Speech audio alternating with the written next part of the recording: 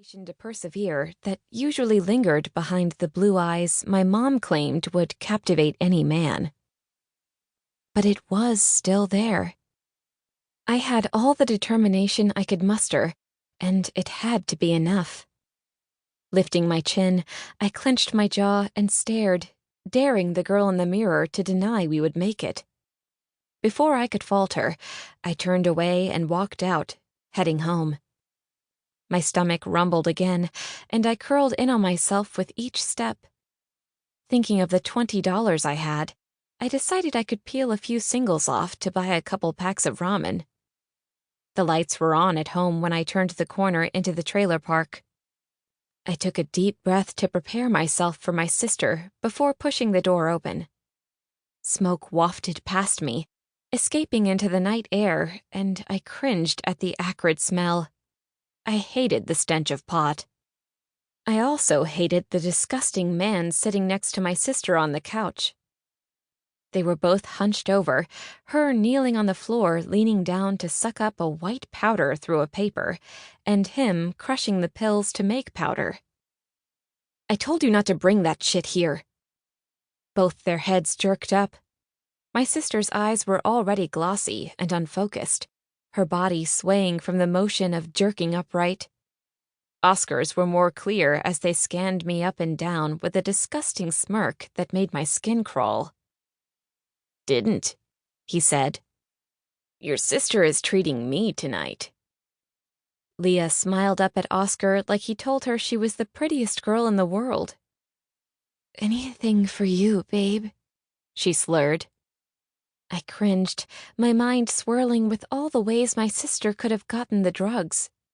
She used to work, but now she couldn't keep a job. Always too high or drunk to make it to work consistently. "Where'd you get the money, Leah?" She looked down at the table and began making more lines, shrugging as she flippantly replied, "Found it lying around." Bullshit. There was never any money just lying around. My heart stuttered, and all the air left my lungs. She wouldn't have. I tried to reason with myself as I ran down the hall, fire burning behind my eyes. My door hammered against the wall, and I rushed to my dresser, falling to my knees. I ripped the drawer open, almost pulling it from its tracks, and searched through the pants folded inside. Nothing. There was nothing in there. Not a bill to peel off for ramen. No money to get me to and from work. Nothing to ease the knives cutting away at my stomach.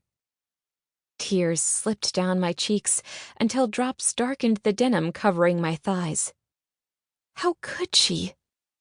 It was all I could think until the pain shifted, morphed into a fiery rage threatening to burn the cheap trailer down. I clenched my jaw and roughly wiped the tears from my cheeks and stood. I tried to take a deep breath to calm myself and find a way to stay in my room, but the flames grew until they burned my throat, and I was going to explode. Clenching my fists, I stomped down the hall. Leah and Oscar were too lost in their haze, their bodies swaying to the music coming from Oscar's phone, to pay attention to me. I rounded the table until I stood in front of Leah, and she still didn't look up at me.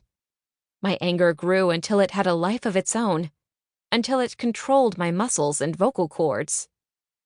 I shoved her shoulder hard, slamming her against the couch, but she bounced back and even giggled. The lack of satisfaction roared through me. "How could you?" I screamed. "How fucking could you? That was my money. My money to get to work." Her eyes widened and she cowered back against the cushions, finally realizing it wasn't a joke. I'd never lost my cool before. "You fucking bitch. You lazy bitch. I hate you." I saw Oscar moving out of the corner of my eye, but I was too consumed by my anger to pay attention. At least, until he shoved me back. I stumbled, but managed to stop my fall with my hand on the wall. "Don't fucking talk to her like that," he yelled, stumbling. The shove had knocked him off balance. "Fuck you, Oscar. You're a disgusting pig." Well, you're a bitch.